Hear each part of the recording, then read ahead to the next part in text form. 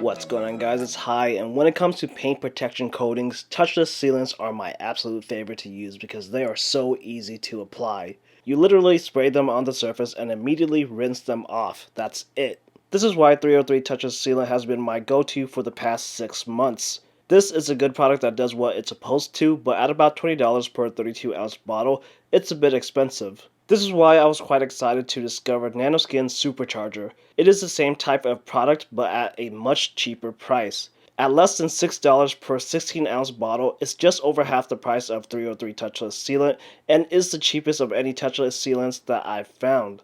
If you buy this product in the 1-gallon concentrate, it is even much cheaper and can actually make enough usable solution for you to essentially have a lifetime supply. When I saw the ridiculous value that this product offers, I just had to pick up a bottle and try for myself. So in this video, I'm going to show you the steps that I took to prep the surface of my test vehicle in order to give Supercharger the best chance to bond to the painted surfaces, and of course, we're going to see how the product itself performs. Make sure to check out the links in the description below for the most up-to-date pricing on this product and everything else shown in this video. Although touchless sealants are advertised as being spray-on and rinse-off products, there are things that you can do to maximize their performance. The first is, of course, to apply the product on a clean surface, so the least that you can do is give the car a wash. Again, this is the least that you can do. After the wash, you can very well just apply the product, but depending on the condition of the vehicle, the product may not last very long. If you want to help the touchless sealant to get a better bond with the surface, you'll need to decontaminate it. The particular vehicle that I was working on was heavily soiled, so it needed a thorough two-step decontamination process. This starts with a chemical decontamination via an iron remover. With this, it's just a matter of spraying the chemical on and waiting for it to do its thing. You can scrub and work the chemical into the paint to try and get a better result, but I typically just let it sit. Once the iron remover has been able to sit on the surface for 5 minutes, we just rinse it off. Now we can move on to a mechanical decontamination, and this involves claying the vehicle. This process will help to remove any embedded particles that were left behind after the iron remover. If you really want to take it a step further, polishing the vehicle will give an even better surface to apply the product to, as it will eliminate any imperfections, leaving behind a smooth, blank canvas to work with. I've decided to skip this step because it's not something that the owner of the vehicle cares enough about. At this point, the surface is stripped clean and is ready for paint protection. Typically, when a vehicle has no form of paint protection, water will cling to the surface in a large sheet and move off of it very slowly. If you haven't noticed, there is actually some water beading on the surface of this vehicle. This is actually due to the Meguiar's M34 Mirror Glaze Final Inspection that I used for a clay lubricant. If you wanted to, after claying you can apply an IPA to remove any remaining substance from the surface. I opted against doing this. Because Nanoskin Supercharger needs to be applied to a wet surface, I'm going to thoroughly spray the vehicle with water in preparation for application. Now let's take Nanoskin Supercharger and mist it on the surface.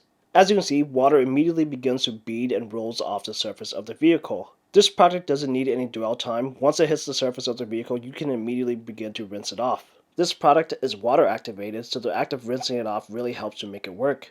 Now we can see that the areas where the product is applied will bead water much better than before. This shows that the area is now protected, and you can move on to protect the rest of the vehicle. Here is a direct look at the hood. On the right side of the hood is where I applied Supercharger, and on the left, nothing but some mirror glaze final inspection. As you can see, there are significantly more and tighter water beads on the Supercharger side. Let's move on to the next panel. Again, we just mist on and rinse off. It is advised to apply this product out of direct sunlight and in a shaded area. I don't have this luxury, so I'll just have to work fast. You just don't want to let this product dry on the surface, as it can cause spots and streaks. Work on one panel at a time so that you're able to properly rinse the product off.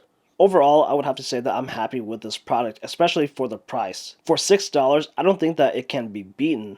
That being said, do I think that it's as good as some of the competition, particularly 303 Touchless Sealant? Maybe not.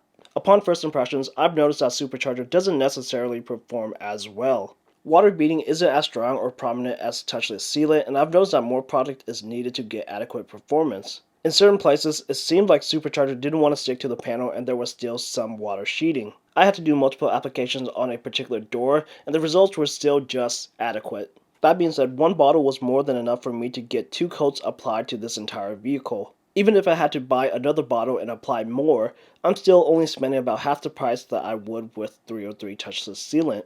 As of right now, it's too early to judge the value of this product. I would say that if this coating lasts a month, I would be more than satisfied because for the price and convenience of application, a month of protection would be good enough for me to buy more and use it again.